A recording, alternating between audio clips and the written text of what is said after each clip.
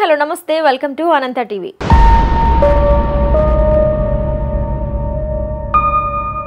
వినాయకుడు పండుగ అంటే హిందువులకు చాలా ఇష్టమైన పండుగ. ముఖ్యంగా వినాయకుడిని పూజించి ఆ తర్వాత నిమజ్జనం చేసే వరకు చాలా హంగామా చేస్తూ ఉంటారు.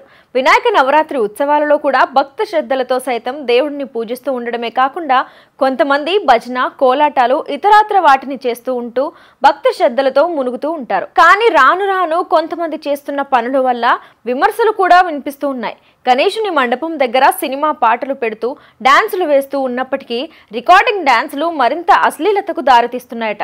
ఇప్పుడు తాజాగా తిరుపతిలో వినాయక చవితి ఉత్సవాలలో చేసిన ఒక రికార్డింగ్ డాన్స్ వీడియో సోషల్ మీడియాలో వైరల్ గా మారుతుంది. ఇక ముఖ్యంగా అశ్లీల నృత్య ప్రదర్శనలు చేసినట్లుగా ఈ వీడియోలో కనిపించడంతో వెంటనే కేసు నమోదు చేశారు. ఇక సుమారుగా 7 మంది నిర్వాహకులకు అరెస్ట్ వారెంట్ కూడా జారీ చేసినట్లుగా అల్పిరి పోలీసులు సైతం తెలియజేస్తున్నారు. తిరుపతిలోని సప్తగిరి నగరంలో ఈ సంఘటన జరిగినట్లుగా అధికారులు తెలియజేస్తున్నారు. వినాయకుడి మండపంలోనే ఇదంతా జరుగుతూ ఉండడంతో కేసు ఫైల్ చేసినట్లుగా తెలియజేశారు. ముఖ్యంగా ఇలాంటి డాన్స్ తరహాలో మరొక స్టేజ్ ను ఏర్పాటు చేసుకోకుండా వినాయకుడి ముందే మండపంలో ఇలాంటి యువతులు అశ్లీల నృత్యాలు డాన్స్ చేయడమే కాకుండా మద్యం తాగడం వంటివి కూడా చేశారట. దీంతో అక్కడికి వచ్చిన భక్తుల సైతం తీవ్ర అసంతృప్తితో ఉన్నారట.